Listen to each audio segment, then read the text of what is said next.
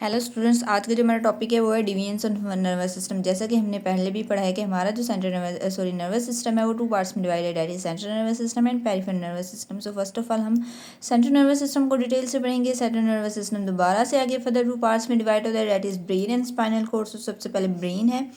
इन animals, जानवरों में, not plants में जो होता है, उन प्लांट्स के पास ब्रेन नहीं होता। उनके अंदर जो कोऑर्डिनेशन होती है वो केमिकल कोऑर्डिनेशन होती है। केमिकल के जरिए जो है वो रिस्पॉन्स शो करती हैं।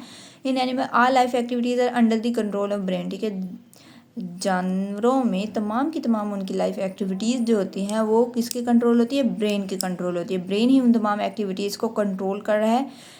The structure of brain is suitable to perform this action. और ब्रेन का स्ट्रक्चर भी इसी तरह से डिज़ाइन किया गया है, इसी तरह से एक जगह पे प्लेस है कि वो ये अपना फंक्शन परफॉर्म कर सके कि उसने कैसे लाइफ एक्टिविटीज़ को जो है वो कंट्रोल करना है। सो हमारा जो दिमाग है वो कहाँ होता है?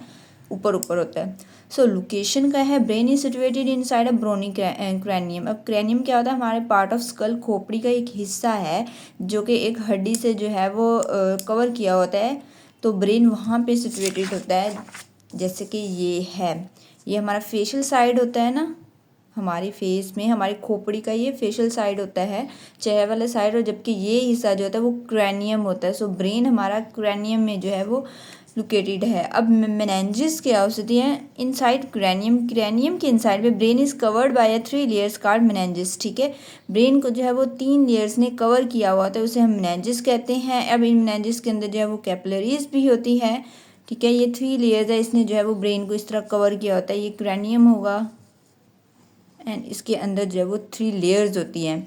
इन लेयर्स को हम मेनिंजेस कहते हैं। इनके अंदर ब्लड वेसल्स भी होती है। अब फंक्शन क्या है मेनिंजेस का? क्यों है ये लोकेटेड क्रैनियम में? प्रोटेक्ट ब्रेन, ताकि ये ब्रेन को प्रोटेक्ट कर से, महफूज रख सके कोई भी इंजरीज से।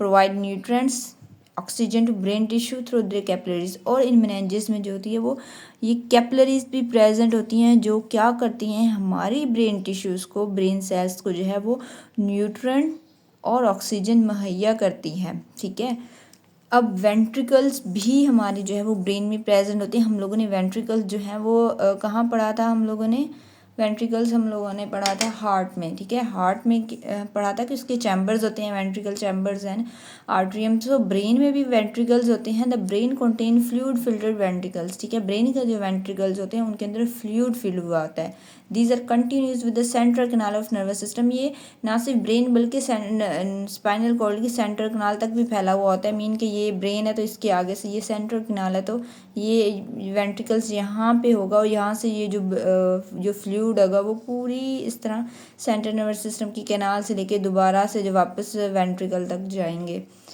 अब उस फ्लूइड का नाम जो है वो है सेरेब्रोस्पाइनल फ्लूइड। ठीक है, CSF, सेरिब्रो मीन के सेरिब्रम ये जो है, एंड स्पाइनल मीन के स्पाइनल कोड, एंड फ्लूइड इनके अंदर फ्लूइड है। Fluid with in ventricle, fluid जो कि वेंट्रिकल ब्रेन में है, एंड सेंट्रल कैनाल जो कि स्पाइनल कॉर्ड में होती है। इनके अंदर जो फ्लूइड होता है उसे हम कहते हैं सेरेब्रोस्पाइनल फ्लूइड, CFS। ये मोस्ट इंपॉर्टेंट शॉर्ट क्वेश्चन है, ये पूछा जाता है। मेनिंजेस भी मोस्ट इंपॉर्टेंट शॉर्ट क्वेश्चन है, ये भी पूछा जाता है कि never is meninges and right is function. So ये हमारा